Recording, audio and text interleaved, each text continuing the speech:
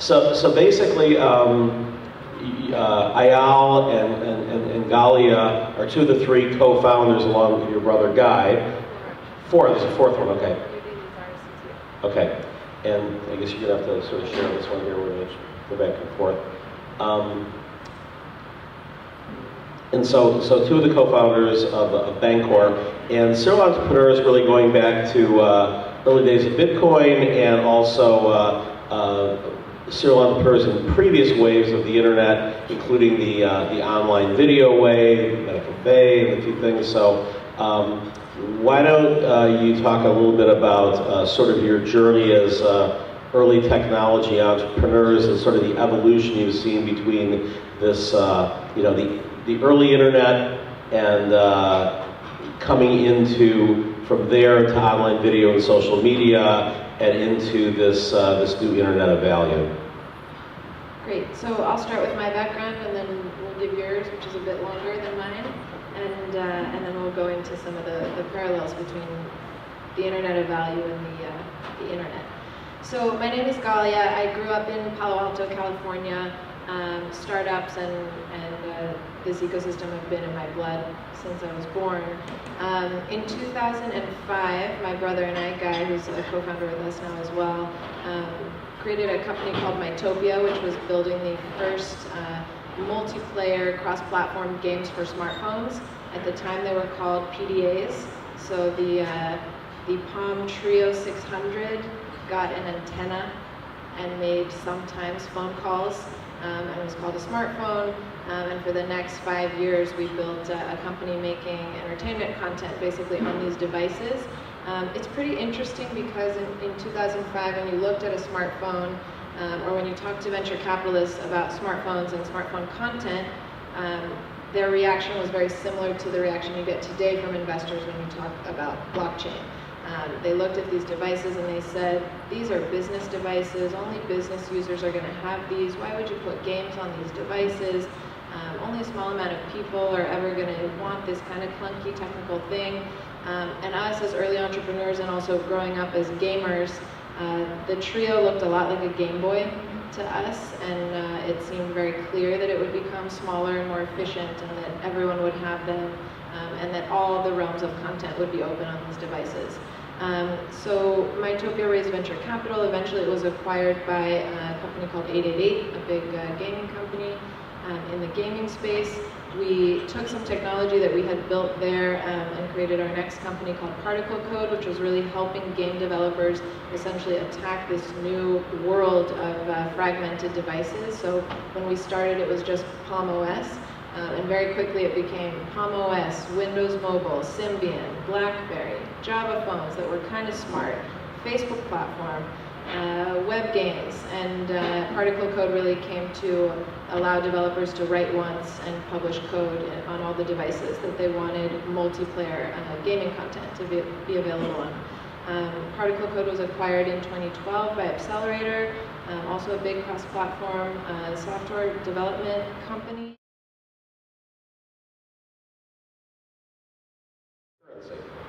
Yeah, so I'll start maybe with a couple points and then Eyal will continue. We actually didn't start with Bancor, we backed into Bancor. And just kind of a one-liner on Bancor. Bancor is a token conversion protocol that we released a white paper on a couple weeks ago. It's meant to essentially offer instant and automatic liquidity to small cap currencies. And like I say, we came into that. We didn't start with that. What we started with was a much more naive idea, which was that anyone can now create money. Bitcoin shows us, this random dude can create this money, so other random people can create other random monies. And like we've always seen in the long tail on the internet, the successful projects will rise to the top, and a lot of unsuccessful projects will exist as well, and they won't harm the projects that are doing well. So we actually looked at blockchain at the time and said, blockchain is fascinating, and a lot of ideological and intellectual conversations, and hours and days and months and weeks, and that rabbit hole that I'm sure many of you have been down. ensued, but as consumer application creators, blockchain didn't seem to us ready for anyone normal, let's say regular or civilian or non-technical to use. And so we actually built a lot of software ourselves. The prototypes that we worked with in Israel were not decentralized currencies. They were centralized currencies. They functioned much like loyalty points or like game points. And yet the users actually related to them as currencies because they could buy and sell things in their communities with them. These users, some of the communities that we looked at and worked with were mothers, students, vegans, so not people that you would find in a room like this necessarily, or en masse. And we really worked on the consumer adoption side of things, of how people think about money, what makes them trust money, what motivates them to earn money, what allows them to feel comfortable spending money.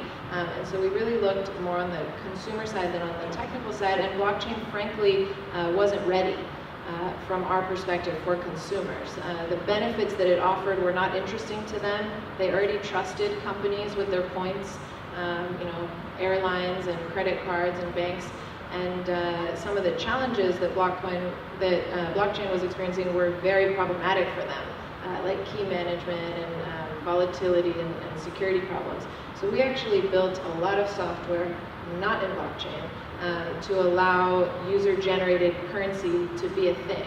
And we learned so much doing that, and it worked out nicely that everything that we charged our experience brought us to this point today, where we actually do feel, and we'll talk more about the applications we're creating now, we actually do feel that the blockchain ecosystem, though it's very early, which is where we like to be, is maturing to a place where the average consumer can actually get a lot of benefit from these tools and apps built on the ecosystem. I think part of the journey was you get intuitively excited about something, and then years later you understand why you were so excited, and you can actually express it in word. And I think the biggest realization for me was that the wheel was not the most important invention in human history. Actually, two most important inventions in human history. The first one is writing, because writing allows us to share information, to spread information, to kind of to accumulate information and knowledge and proficiencies. And the second one is the currency, the invention of currency that allows mass collaboration between humans. I mean, everything we see around us is thanks to those two inventions that were built upon. And while writing is used to convey information, as you said before, now you have it and I have it. And money is something that we use to transfer value. It's actually represent labor. And the idea of money requires credit creation. You cannot have money without creating credit. This is the whole idea of money. And when you're creating credit, there is the question of who gets the credit that I create? Who is the one getting the new credit? And with the banking system, it works in a specific way that the people who get the new money that is being created is the people that banks believe can bring this money back with an interest. That's how this system works. With our communities, new credit was created automatically to any new member that registered, and any new member that offered item for sale for those currencies. We created new credit to those, we gave them bonuses, and that worked great. We saw like 1,000 transactions a day in one of the communities, and those are not transactions of buying and selling the currency. Those are actual transactions for what money was meant for, which is to help people collaborate with each other and exchange products and services.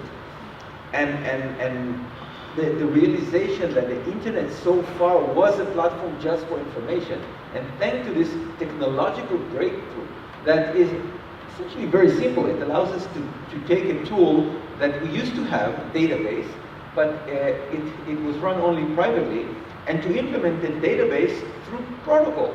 I mean, there's many computers sending messages to each other, and those messages form a database that they all share.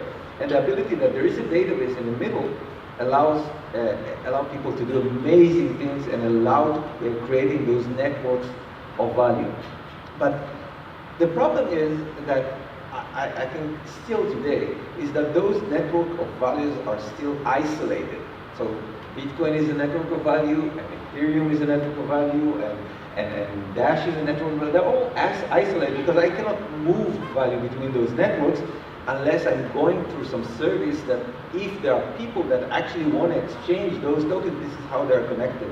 So this is kind of where we were experimenting with and finding solutions to how to build a real network of value that allows connection between all the different currencies, and that resulted.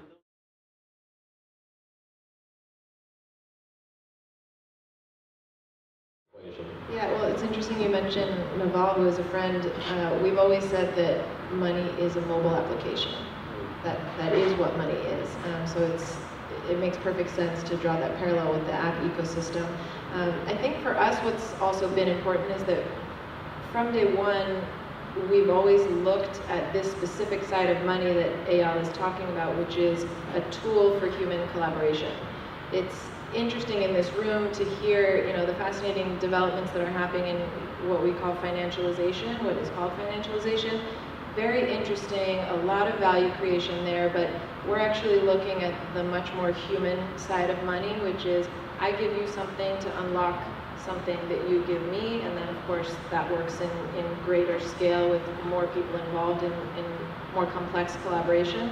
And really a lot of philosophy, human organizational philosophy around who do we give the power to create this tool? Is the tool for collaboration a human right? Should everyone be born with the ability to access money to play the game of life? Are we okay with the pyramid structure that we've created and kind of found ourselves in, where governments create money, where banks rent that money to the people, where essentially on day one you're born into debt? And really looking at sort of new philosophies for human organization and what are some of the outcomes of the existing monetary system? How do they impact the environment? How do they impact human well-being? How have they changed human relationships? And really going down to the community level and saying, in a small group of people, if you guys had unlimited money, what would this look like? If you had abundant money, what would you do? Would you be a banker or would you be a poet? What would you do with your time? How would you contribute to the people around you? And really looking at things more from that heart perspective and that human philosophy angle of what is money actually good for? What does it really give us? And what is truly the maximum amount of value that we can be unlocking from each other? So we've always looked at it from that direction, which is a bit different and has guided how we've built the front end, how we've helped consumers understand what a heart is, if that's the currency of their community, and how to think about it. And there's a little gamification involved in that too, right? Because if you're successful in building out a platform that then has tens of thousands, maybe hundreds of thousands eventually of these smaller communities, I could look at every community and either see if there's a coin or build a coin, right? So in other words, I could say, I'm a poet, so I want to go and not try to go on Amazon and sell a poem or a book of poetry. I go into this poetry community, and if I sold something there and got paid in some kind of poetry local coin, I could then use that and convert it to a Miramar community that is only spendable within the 5,000 people, 20 block area of Miramar, Puerto Rico, and so on and so on. Is that sort of like where you see this going in 3 or 4 years? Yeah, yes, definitely. I think that the whole concept of exchanges is something we imported from the old world, which is normal and natural. I mean, mostly when there's a new technology like the internet, it starts by importing the old model. For example, the best, most successful website on the internet at the beginning was a directory. We actually have a directory, and that was the most valuable company in the internet, Yahoo. And it took us years to understand that we don't need a directory, that in the internet age, you should just use search. It's much more efficient. There are many examples of that, how we started with the encyclopedias. Then we discovered, in the internet age, we can have a Wikipedia. We don't need encyclopedia. Wikipedia is much better than an encyclopedia. And I think the same happens here. There's a new technology, new horizon, new possibilities, and we import the old models of exchange. because this is how it used to work. But we have a different technological platform. I mean, I'll give a hint to Bancor, but the fact that you can create tokens, crypto tokens, that can hold themselves other tokens, is something that we didn't have in the old world. And that ability of token, not just to hold another token, but actually to predictably and programmatically manage that other token and allow people to exchange that other token to your token and vice versa, is something we didn't have in the old world. So the whole idea of exchange, we find it kind of obsolete at the new at this new age. And when you don't need exchanges, you don't have this barrier that you need to be like why a company goes to exchange when they have an IPO, because they're big enough and interesting enough, so there will be traders that trade it every day and they do the price discovery and provide the liquidity, and only then it becomes liquid. But this is something that we got from the old world. In the new world, we don't have that barrier. It's like you don't have a barrier if you want to produce video. You used to have a barrier. You need to own a TV station. Or if you want to be a writer, you used to have a barrier. You need to work for a newspaper that actually print your stories. But those barriers are gone with the internet. And it takes our years to kind of figure out and understand that those barriers are gone, and there are much better ways to do things, and democratizing things that were privileged only to a specific group. In this example, credit creation. Credit creation is something that only few people can do, and people need to kind of get into the mindset that everyone can create credit. So many already do, but everyone can do it, and it's just a matter of people kind of getting into this sort of thinking. By the way, creating credit is something that humans do very naturally. We haven't quantified it in history, but in your family, you extend credit to everyone in your family. They do things for you, you don't take money from them or give them money, you just kind of in your mind remember and know who are the people that are there for you and you're there for them. Same in small friend groups and small communities. The burner community, are there any burners here? Yes, hi. Okay. You know, the Burning Man community, it's obviously an isolated moment in time, the week that you're on Playa, but we have a very different philosophy there of giving and receiving and gifting and money. And so throughout history, we've seen this credit creation very naturally. It's something that humans do, but the monetary system and the financial system have given the legal and authoritative right to create credit only to the holders of power, our governments and our banks. And we look at the long tail. What the long tail is, everyone knows what the long tail is in the internet, right? So the long tail has disrupted industry after industry. Eyal was the founder of a company called MetaCafe, which was one of the earliest online video sharing platforms. 50 million uniques? 50 at their peak. And the long tail really disrupted video, it disrupted print, it disrupted all of these industries that we all know and love. And we're finally getting to a place where we can imagine the long tail disrupting money, the holy grail of how our societies function, and it's very exciting. So when you take the long tail and you take the asynchronous value that you could have a Burning Man token and get a lot of people to give you sort of, instead of just gifting on the playa, you could actually have a token that would then, when you leave the playa, you've got, say, $5,000 worth of, you know, goodwill that you've earned credit, that you could then, because of your, you know, unique system having some fractional reserve backing in Ethereum, essentially, that you'd be able to then go in and go to a community and buy something in the grocery store from their community. Now, will this take, like in the early days of television, it took Uncle Milty to get people to buy a television. Are you going to need an Angry Birds app to like really get people into the system and then everybody else sort of rush toward it? I think, you know, this is what we've done. You know, I was in contact with the Bitcoin guys in Israel. There's a very fat head, as they say, of the long tail. There's a very active Bitcoin community in Israel, and you know they're really into Bitcoin, and most of them are like Bitcoin maximalists. By the way, I treat Bitcoin maximalism like you could call it email maximalism. Yes, that's the first killer app, but there's going to be many more. There's no need to kind of focus on the first thing. Blockchain is much bigger than that.